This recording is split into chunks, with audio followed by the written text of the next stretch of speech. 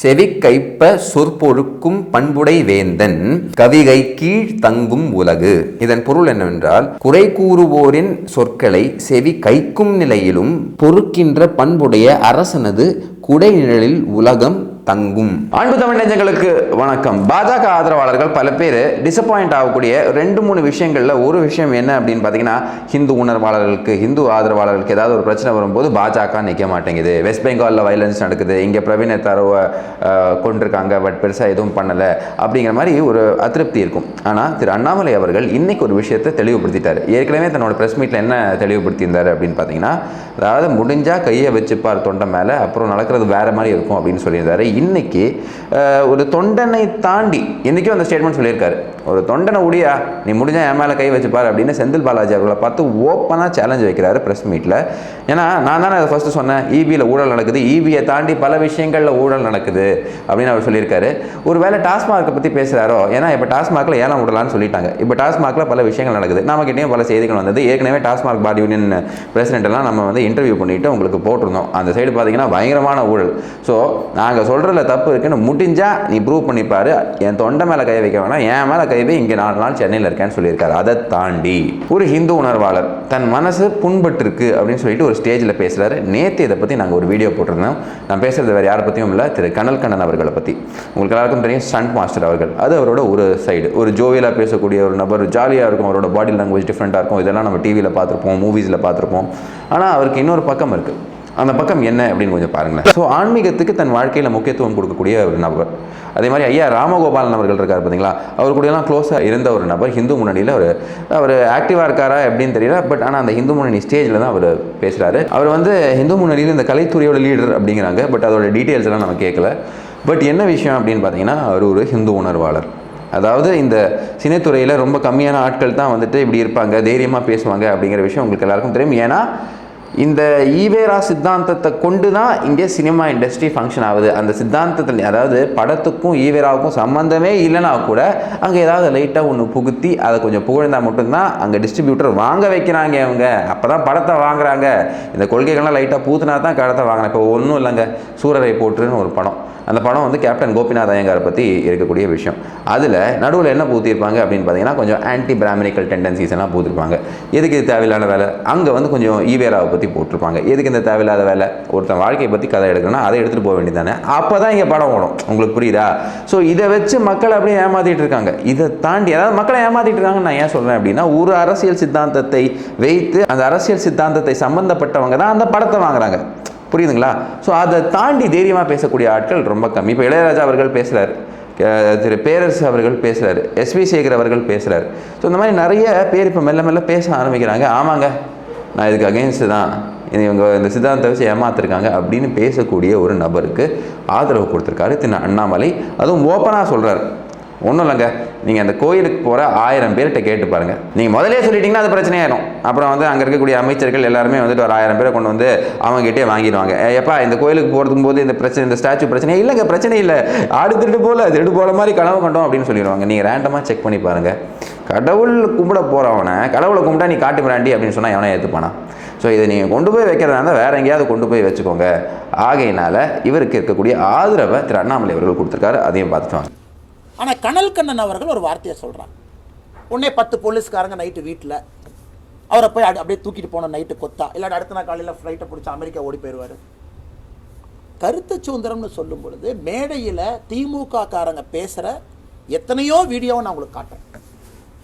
கனல் கண்ணன் அவர்கள் பேசுவது தப்புனா, இவர்கள் பேசியது எல்லாம் மிகப்பெரிய பாவம். இதெல்லாம் மிகப்பெரிய பாவம், பெருந்தப்புனே சொல்ல பாவம். கடவுளை அவமானப்படுத்துவது, பெண்களை கொச்சப்படுத்துவது, மத நம்பிக்கைகளை கேலி செய்வது. அதனால் மாநில அரசனுடைய நிலைப்பாடு சரியா இருக்கும். கருத்து சுதந்திரம்னா என்ன? கருத்து சுதந்திரம் சரி, எல்லாரும் பேசலாமா? சரி, கருத்து சுதந்திரம் வச்சுக்கலாம்.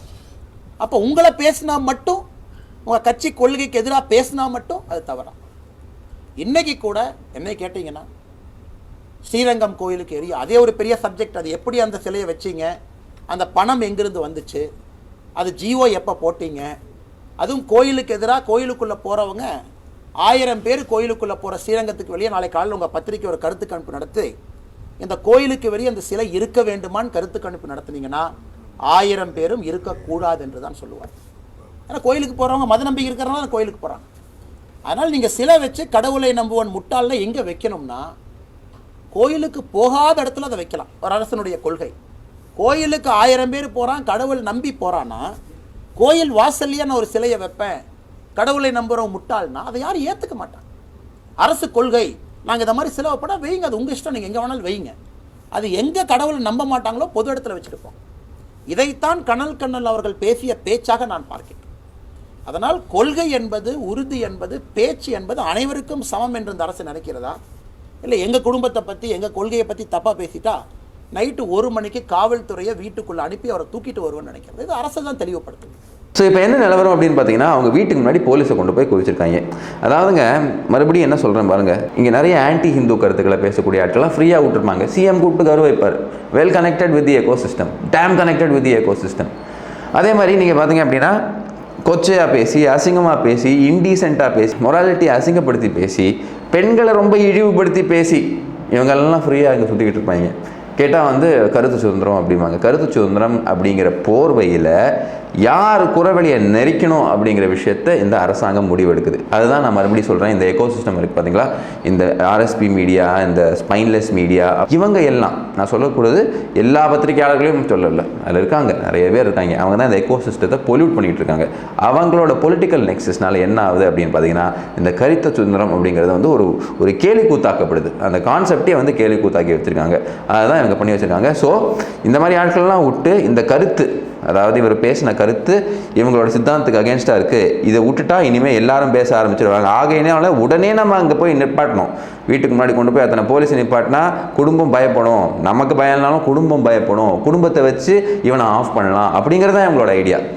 இது ஒரு கோழைத்தனம் அப்படிங்கிறது ஊருக்கே தெரியும். இது கேவலமான ஒரு விஷயம். பட் இருந்தாலும் அவ்வளோ சூப்பராக பண்ணுறாங்க. ஸோ இந்த ஒரு டாக்டிக்கை, all is fair in love and வார்னு சொல்லுவாங்க பார்த்தீங்களா, அதை அவன் கரெக்டாக இம்ப்ளிமெண்ட் பண்ணுறான். இப்போ இதே விஷயங்கள் ஏன் அதிமுக மேலே நமக்கு சில அதிருப்தி இருக்குன்னு வச்சுக்கோங்களேன். இந்த பர்டிகுலர் ஆஸ்பெக்டில் நமக்கு அதிருப்தி இருக்குன்னா, இதே ஆட்கள் அதிமுக அரசில் இருந்தாங்க, பொய்யா சொல்லிக்கிட்டு தெரிவாங்க, எந்த ஆக்ஷனும் எடுக்கலை. காரணம் என்னென்னா, அந்த நேரத்தில் அவங்களுக்கு அந்த தைரியம் இல்லை. இவங்களெல்லாம் அப்போவே தட்டி வச்சுருந்தா, இப்போ அவங்களே தப்பாக பொய் செய்தி சொல்கிறவங்க, இன்ஃப்ளமேட்டரி ஸ்டேட்மெண்ட்ஸ் கொடுக்குறவங்க, ஹிந்து சென்டிமெண்ட்ஸை அசிங்கப்படுத்துகிறவங்க, அவங்களுக்கெல்லாம் ஸ்ட்ரிக்டஸ்ட் ஆஃப் பனிஷ்மெண்ட், சும்மா சிம்பாலிக் இல்லை, ஸ்ட்ரிக்டஸ்ட் ஆஃப் பனிஷ்மெண்ட் கொடுத்துருந்தா ஏதாவது பிரச்சனை வந்திருக்குமா? இந்நேரம் அவங்கெல்லாம் பேசிக்கிட்டு இருந்திருப்பாங்களா? ஸோ அது ஒரு பக்கம் இருக்கட்டும். ஸோ இந்த ஒரு இன்டிமிடேட்டரி டாக்டிக்ஸை போலீஸை யூஸ் பண்ணி அவங்க பண்ணுறாங்க. திரு கண்ணன் அவர்கள் தன் வீட்டில் இல்லை, ஆன்டிசிபேட்டரி பெயில் அப்ளை பண்ணுறாங்க.